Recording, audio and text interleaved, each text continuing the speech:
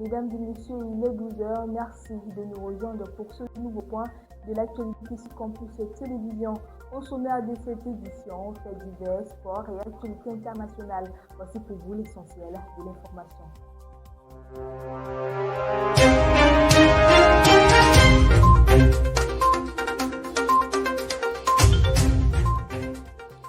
En ouverture de ce flash d'information, tragédie, naufrage sur le fleuve Benue. Un drame est survenu le 18 juin à Garoua, dans le nord du Cameroun.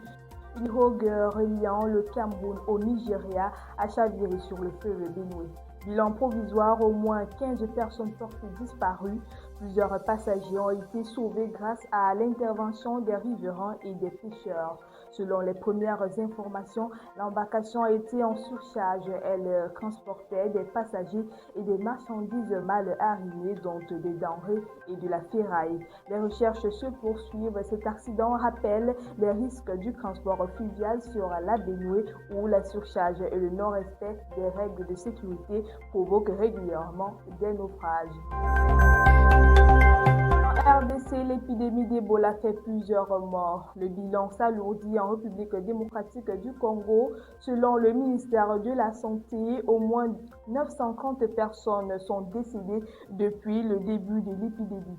Au samedi 18 juillet, 2344 cas confirmés avaient été enregistrés. L'épidémie causée par la souche Bundibugyo progresse rapidement dans l'est du pays.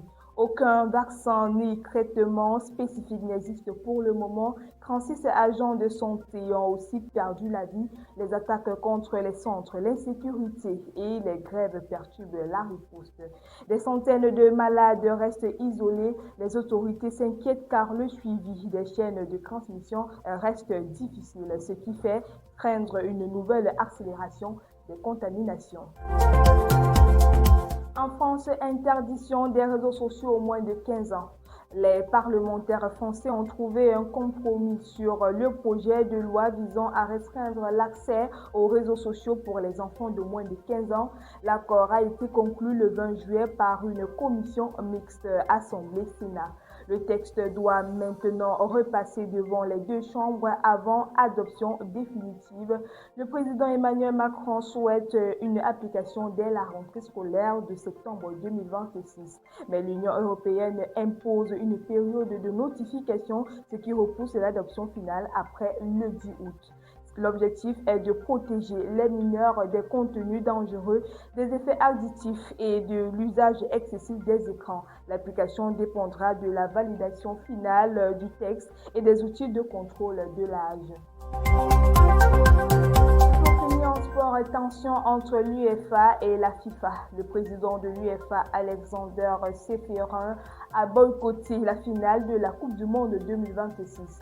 Selon les informations, ce geste fait suite à plusieurs désaccords avec la FIFA. Parmi les points de discorde, le report de la suspension de l'attaquant américain Folarin après son carton rouge. L'UEFA a dénoncé une décision qui franchit une ligne rouge. L'Union conteste aussi l'interdiction d'entrée aux USA de l'arbitre Omar Hartan et certaines décisions de la FIFA sur l'organisation, dont les pauses d'hydratation et la mi-temps rallongée en finale. Cette absence illustre le grand fossé qui existe entre les deux instances. Et c'est tout pour votre bout d'actualité ce matin, mesdames et messieurs. On se retrouve juste après pour la suite de vos programmes.